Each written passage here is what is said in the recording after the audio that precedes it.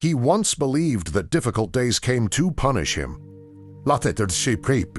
Every time he felt finished, life whispered quietly, "You have not begun yet." He was not a hero in anyone's story, Norse people, but he was a hero in his own silent inner battles. Sami Morga, with a heavy heart, a crowded mind, and a tired soul. Yet he still stood up, not because he had energy, but because he had a decision not to let despair, right resenting.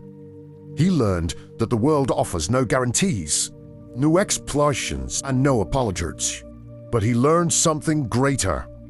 Every morning gives you a new chance to be stronger than yesterday. He realized that pain is not an enemy, but a strict teacher whose lessons are harsh, yet honest. When he lost, relieved, he did not deny his sadness, but he refused to let it become a grave. He told himself, "I will grieve, yes, but I will not stop." He understood that most people do not fail because but because they grow tired of trying. And he chose, "He tired, but not stoppy." He stopped waiting for understanding, for appreciation, for rescue. He relied on only one thing: his inner strength. He was afraid. Yes, he was out, but he learned that fear does not disappear by running. It disappears when you walk toward it calmly. He said to himself, "I am not required to be perfect, but I am required to be honest with myself." When he did not punish himself. He taught himself. When he fell, he did not hate himself. He understood himself. When betied, he did not surrender. He rested, then returned. He realized that strength is not in never falling, but in respecting yourself while rising. He realized that patience is not waiting for relief, but standing firm during pain.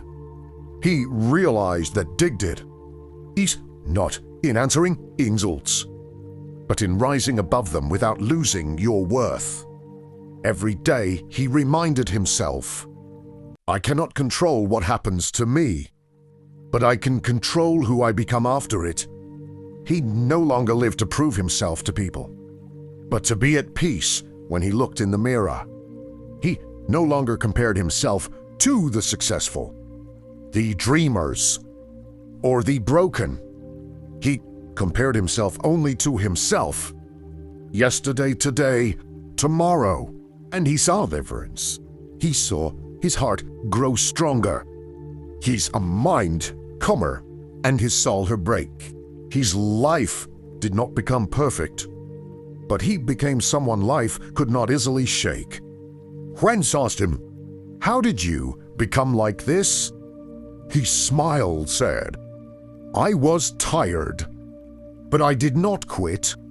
He believed that a person is not measured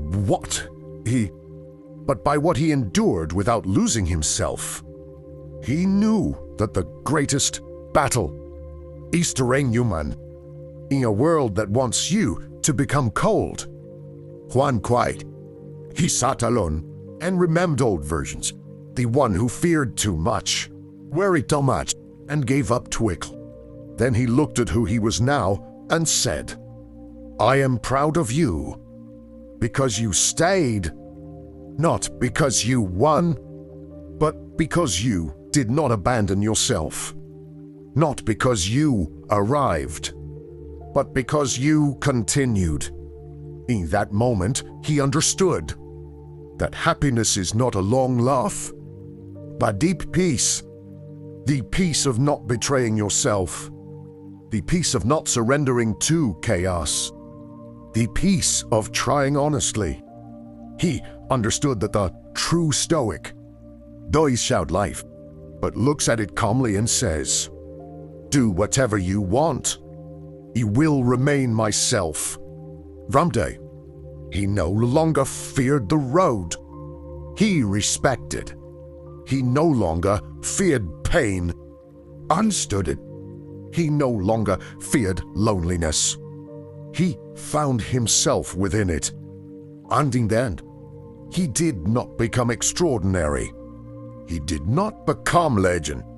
He did not become perfect. He became a human being, strong in silence, steady in stillness, deep without noise.